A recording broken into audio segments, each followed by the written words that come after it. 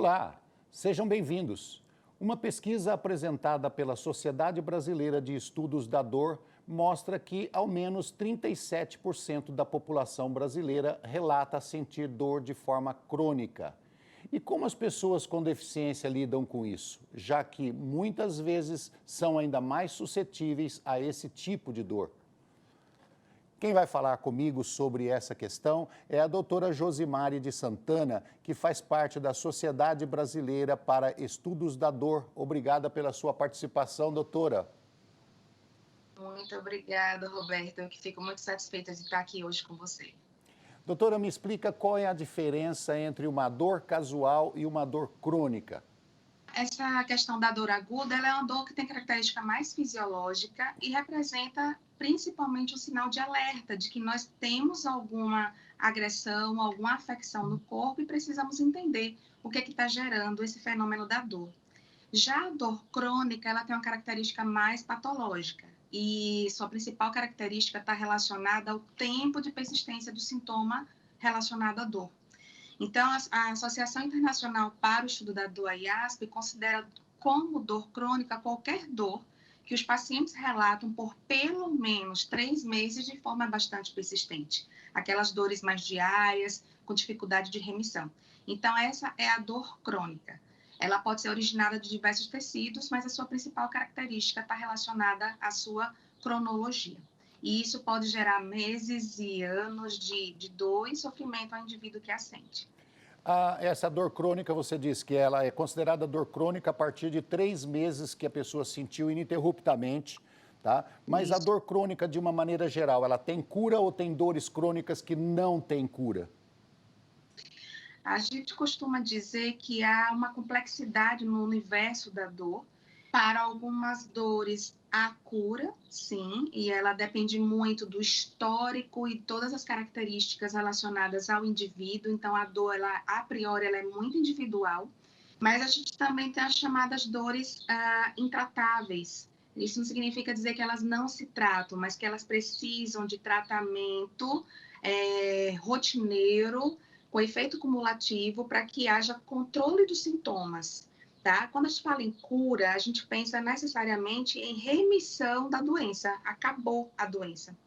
Então, a gente tem algumas dores que têm geram dificuldade com relação ao manejo, seja farmacológico ou não farmacológico, e o principal prognóstico do paciente está relacionado à manutenção da sua sintomatologia, não necessariamente a remissão ou abolição ou remoção do fator que a causa, tá?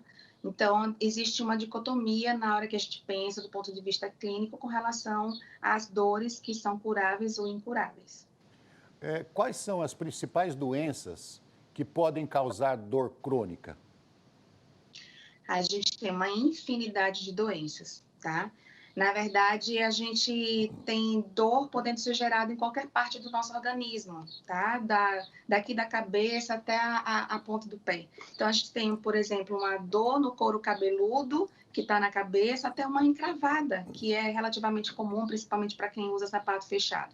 O que eu estou querendo dizer com isso? Qualquer estrutura do nosso corpo pode gerar um processo que vai ser conhecido no nosso cérebro como um processo doloroso. Então, qualquer parte do nosso organismo, a gente pode ter essas dores. Então, nas articulações, por exemplo, existe uma alta prevalência, um alto número de casos com relação à osteoartrite, artrite reumatoide, principalmente na região de mão, de quadril, de joelho. A gente tem as lesões que acontecem no sistema musculoesquelético, entorse, trauma. A gente tem afecções que acontecem na região das vísceras, ou do tórax, ou no abdômen, então apendicite, a esofagite, a estomatite. E a gente tem várias outras doenças, por exemplo, no sistema neurológico, a gente tem as doenças, por exemplo, a sequela após um AVC, após lesão medular, a fibromialgia, que é uma doença relativamente mais recente, mais nova, no sentido da compreensão desse fenômeno, síndromes musculares, síndrome da dor miofascial. Então, a gente tem uma série de eventos que podem gerar dor crônica. A dor crônica, ela está sempre relacionada a alguma doença ou a pessoa pode ter dor crônica sem ter uma doença? Essa pergunta é excelente, Roberto. E, e ela é de uma necessidade extrema para que a gente esclareça alguns pontos com relação a esse fenômeno de ter ou não uma doença associada. Toda dor crônica, ela pode ou não estar associada a uma doença, tá? Inicialmente, quando existe uma doença que gera dor, tá? Por exemplo, no caso da artrose do joelho, a doença está relacionada a uma degradação da articulação. E a dor, ela vem como consequência. Só que essa dor, ao longo de meses e meses e meses doendo, ela gera uma segunda doença que vem como consequência, chamada doença dor crônica. Então, mesmo que seja resolvido por meio de cirurgia, como se faz, por exemplo, a artroplastia de joelho, que retira a articulação que está degradada e coloca assim, uma peça de titânio, o que a gente pode ter? A gente pode ter uma percentagem dos pacientes que ainda continuam apresentando sintoma de dor, mesmo após a cirurgia. A gente chama isso de dor aguda dor pós-operatória crônica, desculpa. E aí, nesse sentido, a gente tem a prevalência da doença dor crônica. Então, teve uma causa orgânica inicial que gerou uma dor que é persistente e essa dor vai gerar alterações em nível do sistema nervoso, tanto na medula quanto na região do cérebro. Porém, é possível que a gente tenha dores crônicas persistentes sem uma causa, uma lesão orgânica aparente. Para isso, a gente dá o nome de dor nociplástica. É um termo relativamente novo. Há cerca de 2 anos ele foi consolidado na literatura, inclusive pela IASP, pela Associação Internacional para o Estudo da Dor, que entende essa dor nociplástica como uma alteração do processamento fisiológico envolvendo o sistema nervoso, sem necessariamente haver uma lesão orgânica propriamente dita. Então, para isso, a gente chama de dor nociplástica. Então, a gente pode ter uma dor crônica existindo na ausência de uma lesão, sim. Como que a dor crônica pode se manifestar numa pessoa com deficiência, um cadeirante, por exemplo?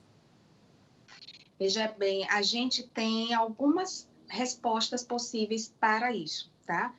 Quando a gente fala em cadeirante, normalmente a gente tem uma condição de cadeirante associada a lesões neurológicas, não restritas a lesões neurológicas. Então, a gente pode ter um indivíduo que ficou cadeirante porque teve uma lesão medular e, como consequência, não consegue andar, não consegue ficar em pé. A gente pode ter sequelas graves de um AVC, de lesões degenerativas, né, que ao longo do tempo a pessoa vai perdendo a função, como, por exemplo, na doença de Parkinson.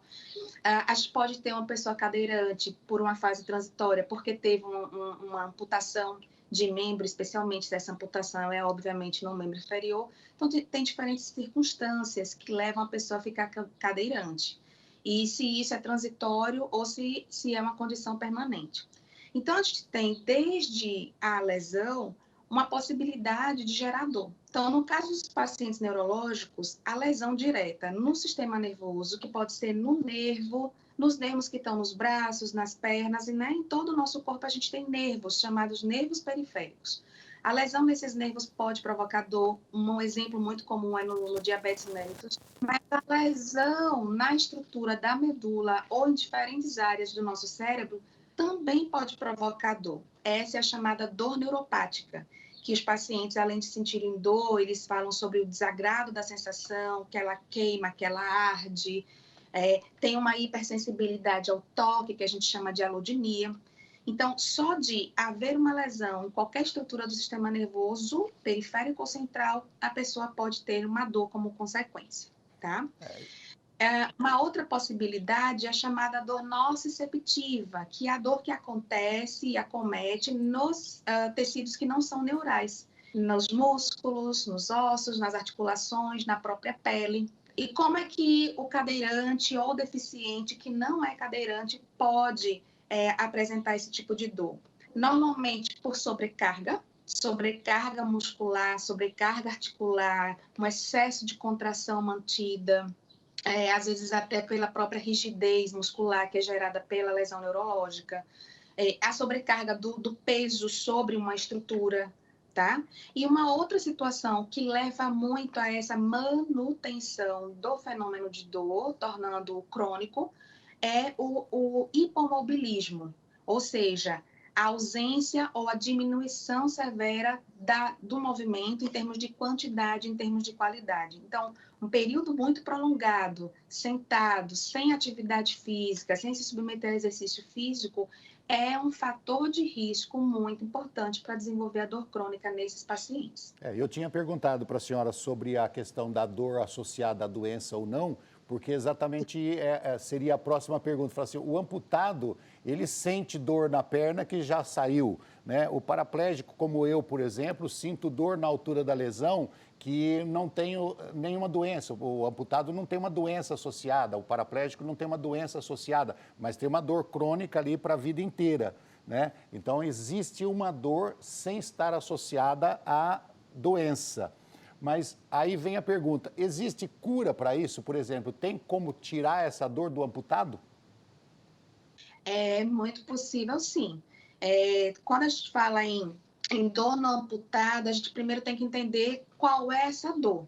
Porque não basta, uma coisa que eu sempre costumo dizer aos meus pacientes, aos alunos, quando a gente dá entrevista, quando dá palestra, não basta identificar a presença de dor.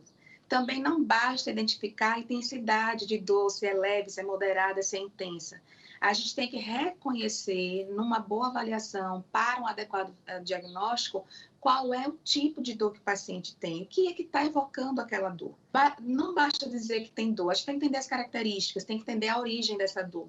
Então, aquilo que eu havia mencionado sobre ser uma dor neuropática ou sobre ser uma dor nociceptiva... Que eles chamam de dor fantasma, né? Mais famoso. A dor da amputação, que é normalmente a primeira dor que acontece, que é a dor no membro que não existe mais, exatamente no membro que foi amputado, ela tem uma característica neuropática, ela está associada à lesão nervosa. E ela é uma dor que existe porque o nosso mapa cortical, ou seja, a representação do membro que foi removido ou por trauma ou por cirurgia, ainda continua no nosso cérebro. Então, existe a persistência do esquema corporal e da dor representada naquele esquema corporal, o que deixa muitas vezes pacientes e familiares muito curiosos e abismados, né, surpresos, porque como é que dói um membro que não existe mais? Às vezes se suspeita até que é manha, né, que é uma forma de chamar a atenção, e não é, isso é uma realidade. Então, a gente normalmente tem que fazer um processo de dessensibilização desse membro na região do coto de amputação, ou seja, da porção terminal, onde houve, né, a interrupção do membro, a descontinuidade do membro, e trabalhar estratégias de intervenção de planejamento mental. Por quê? Porque a dor que acontece na pós-amputação, a dor fantasma, ela é uma dor relacionada ao mapa cortical que ainda se mantém ativo, mesmo na ausência do membro periférico. Ok. Estamos conversando com Josimari de Santana, membro da Sociedade Brasileira para o Estudo da Dor. Vamos para um rápido intervalo e voltamos já já.